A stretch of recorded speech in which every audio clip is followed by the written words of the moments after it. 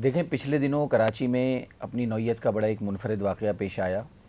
वो वाक़या कुछ इस तरह से था कि लियाक़ताबाद का एक गुंजान आबाद इलाक़ा, अमूमन वहाँ इस बात का तसव्वुर नहीं है कि उस गुंजान आबाद इलाक़े में छोटे छोटे मकानात बने हैं वहाँ 80 गज़ के 90 गज़ के, कि उस इलाक़े में कोई कॉल सेंटर भी हो सकता है। कॉल सेंटर तो खैर कायम किया गया था। उस कॉल सेंटर के अंदर ये वाक़या पेश आया कि उस कॉल सेंटर में जुम्मे की शाम एक 16 से 17 साल के लड़के की डेड बॉडी मिली, जिसको चेहरे पर फायर लगा हुआ था दाएं जानिब से, और बाएं जानिब कनपट्टी से गोली बाहर आ गई थी। ये एक बड़ा मुनफरिद वाक़या था अपनी नौइयत का, क्योंकि उस इलाके में एक तो कॉल सेंटर का होना, फिर कॉल सेंटर में इस तरह से नौजवान का गन शॉट डेड बॉडी मिलना, तो ये पुलिस के लिए भी बड़ा एक चैलेंजिंग केस था। तो बहरहाल पुलिस हुकाम पहुँचे, इस वाक़े की इत्तला मिलते ही तमाम तर जो ज़रूरी कार्रवाई होती है ज़ाब्ते की, उसे मुकम्मल किया गया। नौजवान की डेड बॉडी को पुलिस ने तहवील में लिया, उसके घर वालों को इत्तला की। तो इन्वेस्टिगेशन जैसे जैसे आगे बढ़ती गई, उसमें ये बात सामने आई कि इस नौजवान की उम्र 16 से 17 साल थी। ये मैट्रिक का स्टूडेंट था और इन दिनों उसके पेपर के प्रोसेस जो था वो चल भी रहा था। और जिस रोज़ ये वाक़या पेश आया उस रोज़ भी ये नौजवान पेपर दे के ही आया था। और उसके बाद ये चूँकि कॉल सेंटर था और हमारी मालूमात के मुताबिक इसके होने वाले बहनोई का ये कॉल सेंटर था,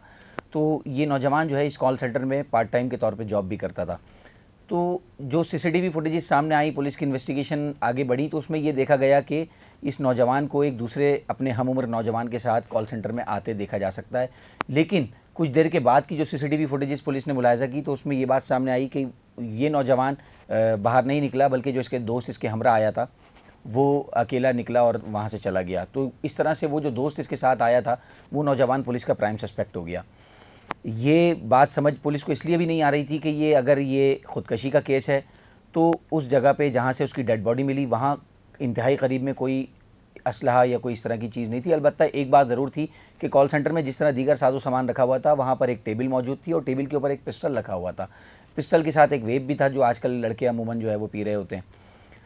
तो ये बात पुलिस के लिए भी बड़ी चैलेंजिंग थी, कुछ समझ नहीं आ रहा था। बहरहाल जो प्राइम सस्पेक्ट था पुलिस के लिए, पुलिस ने उसको हिरासत में लिया और फिर जब उससे इब्तदा में तो उसने डिस्ट्रैक्ट करने की कोशिश की पुलिस को, लेकिन जब रिवायती अंदाज में पुलिस ने तफ्तीश की तो उस नौजवान ने सच बता दिया। और बहुत अफसोसनाक ये वाक़या था कि जिसमें एक टीनेजर नौजवान जो था वो लुक़मा अजल बना। इसके जो कत्ल के महरक़ात थे या उस नौजवान की हलाकत के जो महरक़ात थे वो कोई दानिस्तगी में नहीं हुआ, आमदन नहीं हुआ। ये वाक़या बड़ा अफसोसनाक, अफसोस के साथ हमें कहना पड़ता है कि आजकल जो एक नौजवानों को जुनून चढ़ा हुआ है टिकटॉक का कि जी हम सोशल मीडिया पे हमारे व्यूज़ आ जाएं, हम मशहूर हो जाएं, हम सेलिब्रिटी बन जाएं, तो ये वही जुनून था टिकटॉक बनाने का जो इस नौजवान की बदकिस्मती से जान ले गया। और इसके दोस्त ने, जिसको पुलिस ने प्राइम सस्पेक्ट के तौर पे पुलिस ने उसको अंडर सर्कल किया था, और जब पुलिस ने उससे इन्वेस्टिगेशन की तो उसने बताया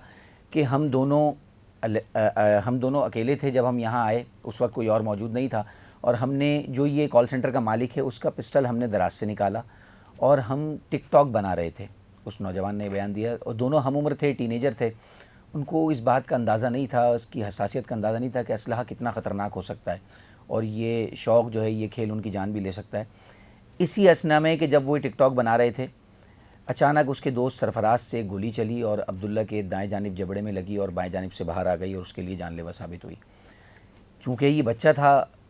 इतनी ज़्यादा उम्र नहीं थी, समझदार भी नहीं था, तो ये घबरा गया। इसके दोस्त को जब गोली लगी तो इसने पिस्टल उठा के वहीं रखा टेबल पे, और उसके बाद ये वहाँ से खौफज़दा होकर भाग गया। सीसीटीवी फुटेज में ये भी देखा गया। और फिर बाद में इसने इन्वेस्टिगेशन में बताया नौजवान ने कि मैं अपने घर गया, जो खून लगा हुआ था मेरे कपड़ों पे, मैंने वो कपड़े चेंज किए और उसके बाद में अपनी कोचिंग चला गया। जो नौजवान मरने वाला अब्दुल्ला है, वो बच्चा, उसके हवाले से भी बातें सामने आई कि वो यहीं इसी कॉल सेंटर में पार्ट टाइम जॉब करता था। मैट्रिक के पेपर चल रहे थे उस रोज़, जिस रोज़ ये वाक़या हुआ, उस बच्चे ने सुबह मैट्रिक का पेपर दिया। उसके बाद वो हस्बे मामूल अपने इस दोस्त के साथ जुम्मे की नमाज़ की अदायगी की। उसके बाद ये दोनों दोस्त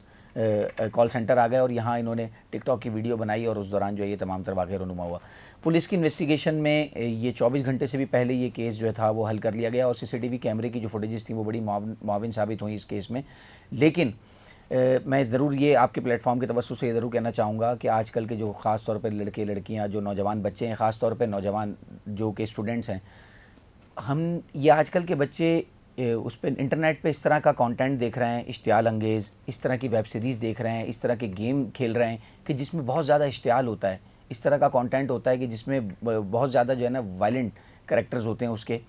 तो लिहाजा बड़ी बदकिस्मती के साथ हमें कहना पड़ता है कि हमारे जो टीनेजर्स हैं वो इसका बड़ा जो है वो गलत असर ले रहे हैं और इसको कोई फ़ख्र की चीज़ समझते हैं असलहे को, जबकि एक बहुत हसास चीज़ है। और वेपन हैंडलिंग भी जो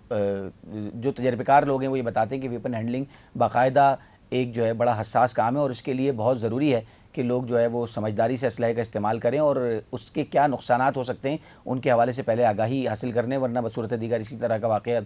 के वाक़यात पेश आते हैं। कराची में ये पहला वाक़या नहीं है, इस नौइयत के कई वाक़यात हम देख चुके हैं, रिपोर्ट कर चुके हैं कि कभी बाद औक़ात जो है वो नौजवान किसी पुल पर किसी ऐसी राहदारी पे खड़े हो जाते हैं जहाँ से उनकी जान को ख़तरा हो सकता है, किसी रेलवे ट्रैक पर खड़े हो जाते हैं, किसी समंदर के किसी मकाम पर, यानी कि एडवेंचर करने की कोशिश करते हैं और फिर बदकिस्मती से उनकी जान चली जाती है। कुछ सिक्योरिटी गार्ड्स हमने इस तरह के माजी में रिपोर्ट किए हैं कि वो अपनी ड्यूटी के दौरान अपने ही वेपन के साथ जो है वीडियो बना रहे थे और बदकिस्मती से गोली चल गई और उनकी जान चली गई। तो ये बड़ा एक अफसोसनाक वाक़या पेश आया था, जिसकी गुत्थी तो खैर सुलझ गई है और पुलिस ने उस नौजवान अब्दुल्ला के दोस्त को गिरफ़्तार भी कर लिया है। लेकिन ये कि बहुत अफसोसनाक वाक़या था उस पूरे ख़ानदान के लिए और उनके लिए जो है क़यामत तक के लिए अब ये गम बाकी रह गया है कि उनका नौजवान बच्चा, जिसके हवाले से उन्होंने कई उसके सुनहरे मुस्तक़बिल के हवाले से ख्वाब सजाए थे, वो हमेशा के लिए इस खेल के दौरान लुक़मा अजल बना और उन्हें हमेशा के लिए छोड़ के चला गया।